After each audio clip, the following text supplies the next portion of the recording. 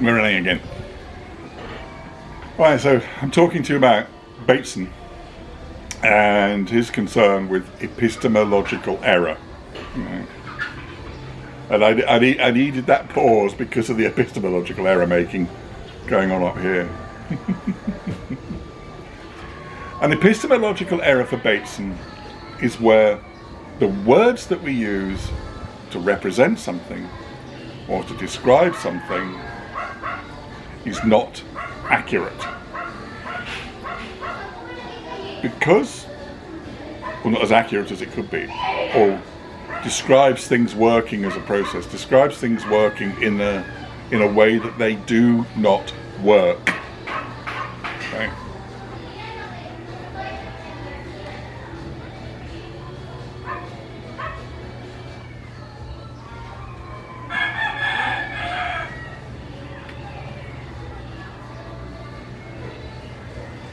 So I'm just pausing. I don't know how bad those noises are far. All right. I'm afraid we're on a bit of a hobby horse of mine,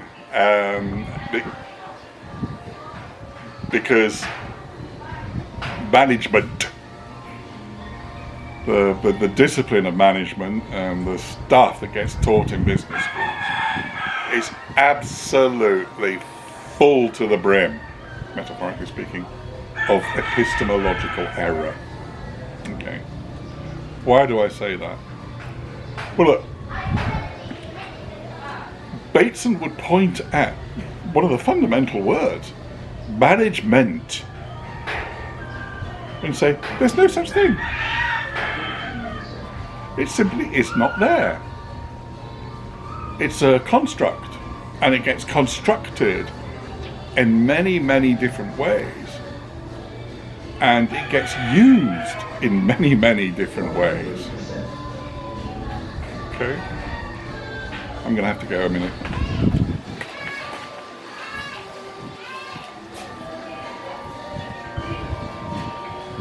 Will you turn that down, please? I'm recording.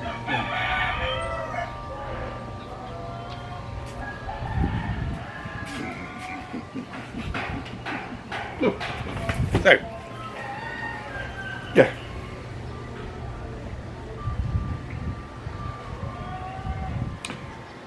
A colleague of mine, Tony Watson, Professor Tony Watson, wrote a book, rather cheekily, entitled In Search of Management. I say rather cheekily because it clearly was following that very, very popular book, In Search of Excellence.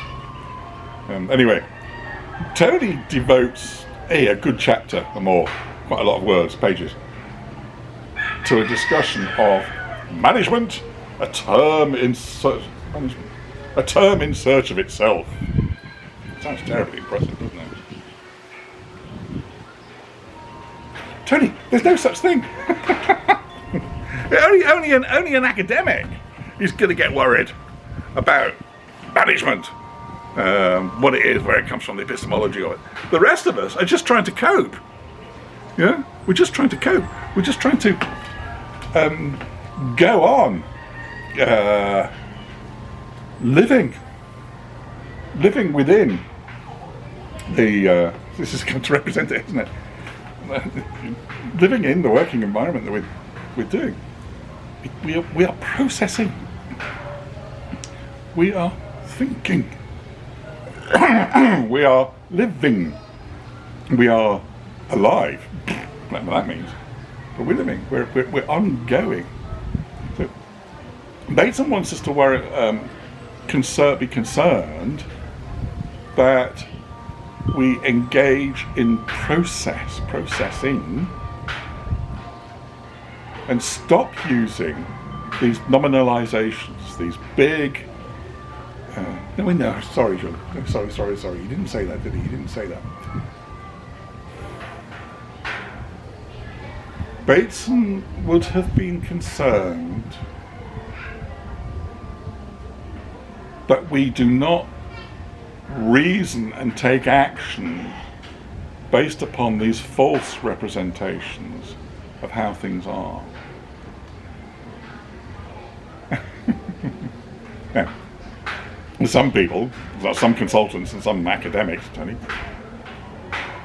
make their living by creating and using these false notions, false in the sense of Bateson, they're not accurate, these false notions.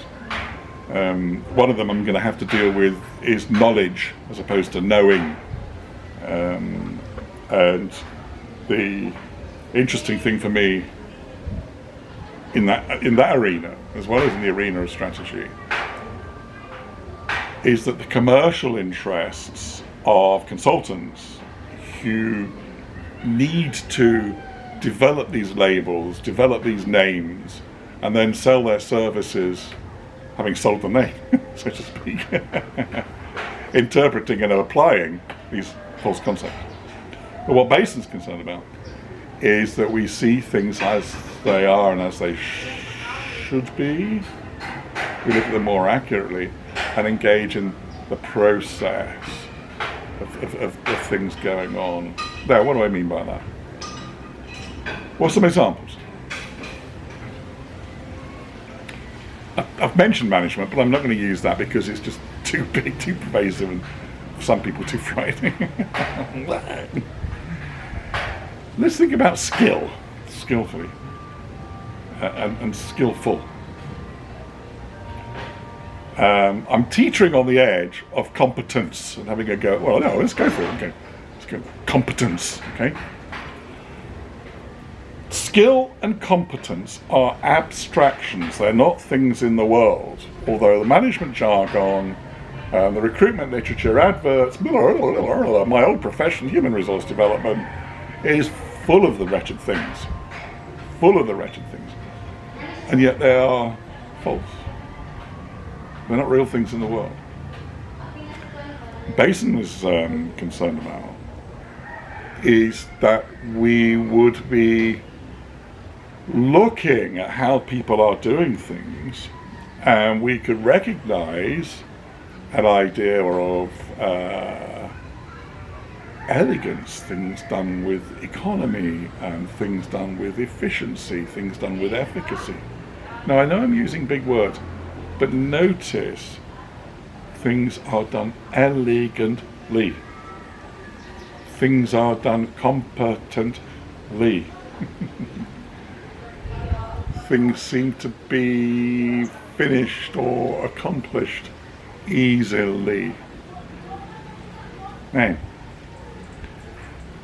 these words describe action or activity by somebody and effectively give that an adjective. What is being spoken of, what is being admired, if you like, is the way the process is being carried out. The notion of competence emerged out of identifying people who are seen to do their job well, interviewing those people who seem to do their job knowingly, do it well, and within those interview transcripts to find the things that make a difference in Batesonian terms, the difference that makes a difference to how well something gets done. When you get those critical incidents, those parts of the process that have to be done well, they are the areas at which competence is demonstrated.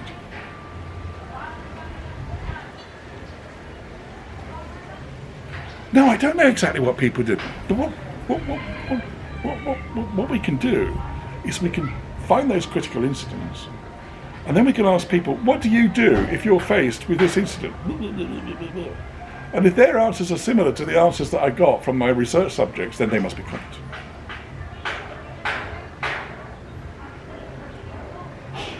Look, that kind of makes sense from an academic, I'm going to say pseudoscience, not because I want to be rude, but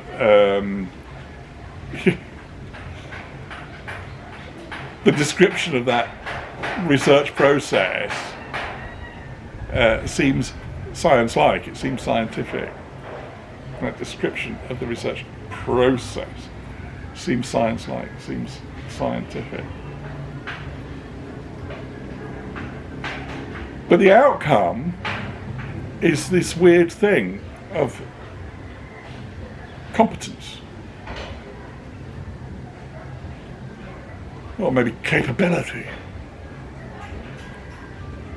And then leading to language which is about must be able to demonstrate competence.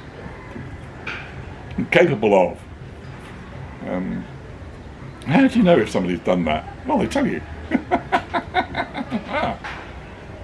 Okay. Well, somebody else will tell you that they have done it competently, if you're lucky. Some kind of reference, but that's another whole set of different games.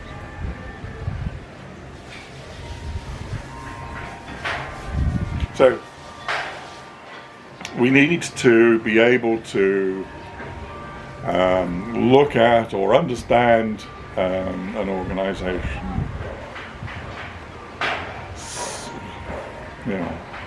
a business, a firm, a collective, a system, I really should call it, in the way that it's ongoing and in the way that it is functioning. I'm sounding like a broken record, aren't I?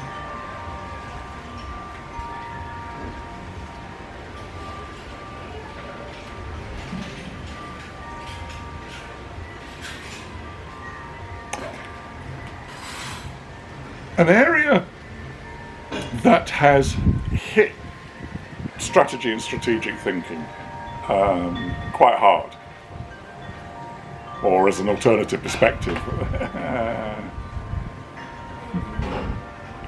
or as a way of arguing with Michael Porter, is knowledge management and capability.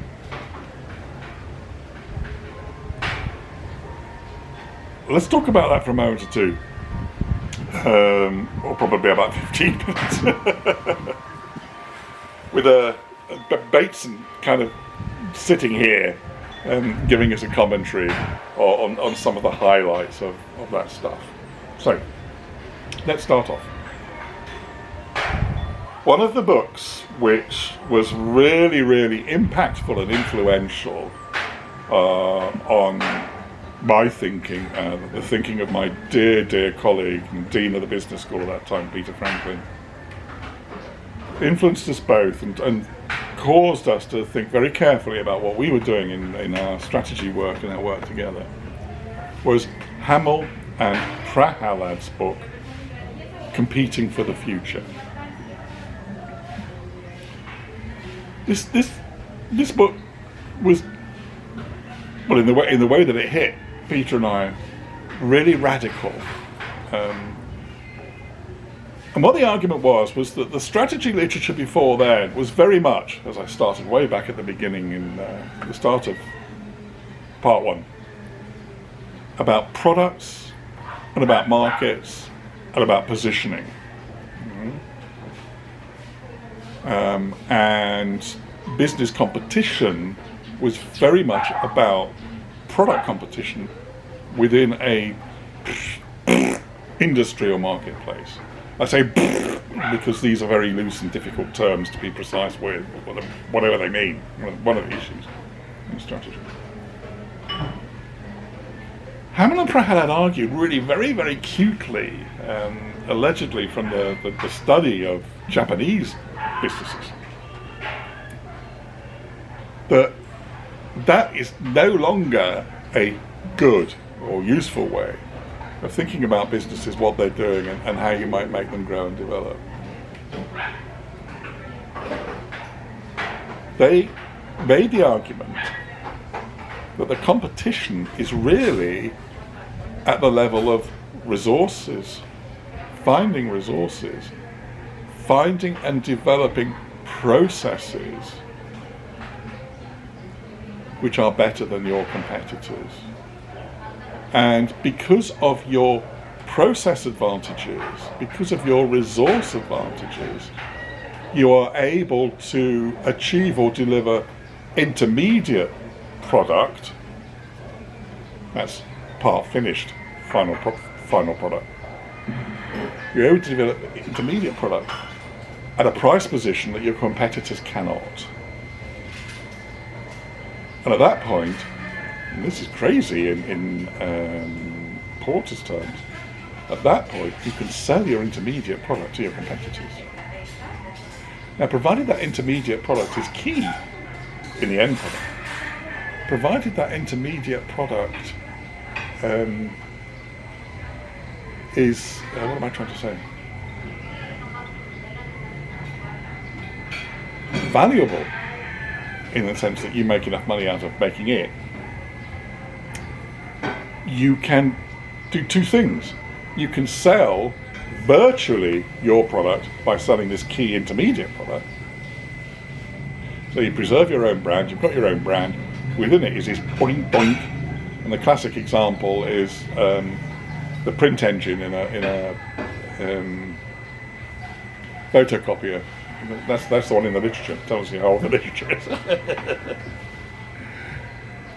Boing. Here you are, John. Giggles, Colin diverted you again. And so when you sell your print engine, your intermediate product to your competitor, you achieve two things. Sales of a really valuable bit of your end product, so you boost your virtual market share, and your competitor can't do it anymore. They have lost the competence to compete. So you've got your own product, you've got the intermediate product, and you've got a competitor who can't compete in the future. Now that kind of makes a lot of sense, doesn't it? So here we have a model, here we have a rationale developed out of studying, looking at the businesses. This is the issue. Bateson would have been fascinated by how they were doing that. Right? Bateson would have, as they do, made comment on the way in which in Anglo-American businesses managers work in different functions to get cross-business functional experience and qualify themselves to be a general manager because they've managed in many disciplines. They have a general capability. Japanese practice is not like that. Japanese practice is to immerse individuals within their discipline within the business. So people who rise in the business to senior positions have a very, very deep understanding of that aspect of their business. And because in Japanese business culture, they do not look for streamlined efficiency. In Japanese business culture, jobs interlace. So things are shared. Now, sharing responsibility in the UK or American business culture is a yippee, I can blame the other bugger. In Japan, you can't do that. In Japanese culture, you can't do that. There's a collective responsibility for that shared outcome amongst the managers. So Bateson would be really, really interested in the processes involved of negotiating, sharing, developing understanding, developing the modelling of the way in which the business is operating. I've chosen those words carefully, thank goodness. The way the business is operating. People are immersed in those processes, and those processes are growing out of the success. Hamlin Prahalad, you cuties you, came along, spotted that pattern, or rather created that pattern as a description, and used the word competence and capability to connect, okay, ideas and things together, and therefore give us a theory. Now Bateson, he would be, I think, complimentary about the discovering the researching, the way of thinking, and the appreciation of those rich and complex processes in the Japanese businesses that they were looking at. I'm not so sure that he would be complimentary about the end result of all of that lot, which is one dimension or aspect of strategy, which is about the capability of a company and the dynamic capability of a company. Because the analysis that's going on is, okay, I've got this wonderful idea, core capability, core competence. All right, that's from Pamela Prahalad. Dynamic capability. And I'm going to look at this new company. John and Reese are smart. Ay. What are the competencies and capabilities which are needed? Well, we've seen that over there, we've seen that over there, we've seen that there, we've seen that over there. So they need to develop these capabilities. The issue is, you can't just install the capability. I'm moving around because of the sun. Oops, Daisy. You just can't install the capability. The capability isn't an abstract thing that you can just go boom, boom, and put it in. Ain't gonna work. What Hamill and Prahalad spend, I'm sure at least one chapter, but it's a while since I read the book in detail, at least one chapter, is a thing they call architecture. The strategic architecture, I think it's strategic architecture, what they call it.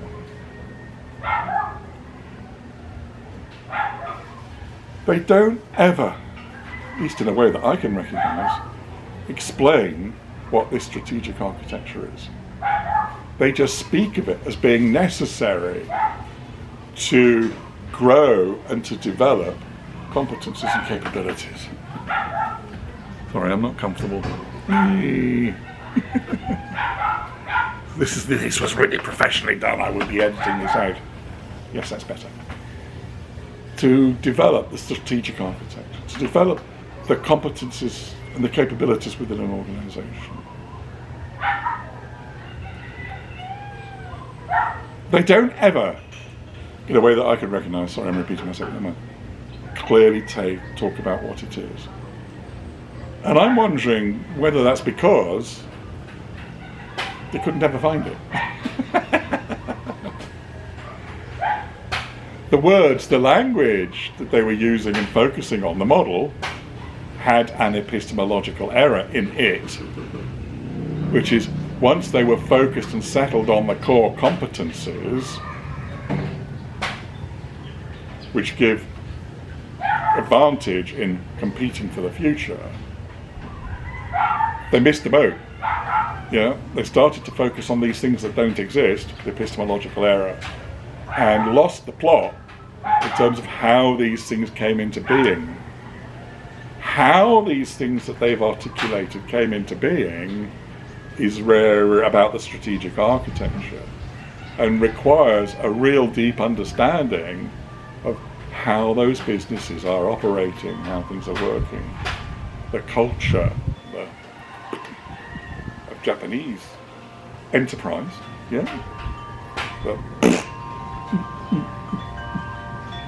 sometimes with external consultants' help, of Anglo-European management. One time I lost him. Naughty. I think, but this is a thing. This is, I think, what Bateson would be preoccupied with. What he would be preoccupied with. But okay, in the normal language of strategy, then we have notions of competence, or we have notions of capability. We have a concern with knowledge. And here we have the arrival of the knowledge management industry. Knowledge for Bateson, absolute no-no. absolute no-no. There ain't no such thing. There really isn't. And trying to understand, I'm an ex-academic, okay? Trying to understand business and the world of enterprise from a perspective of knowledge, just ain't gonna work. Just ain't gonna work.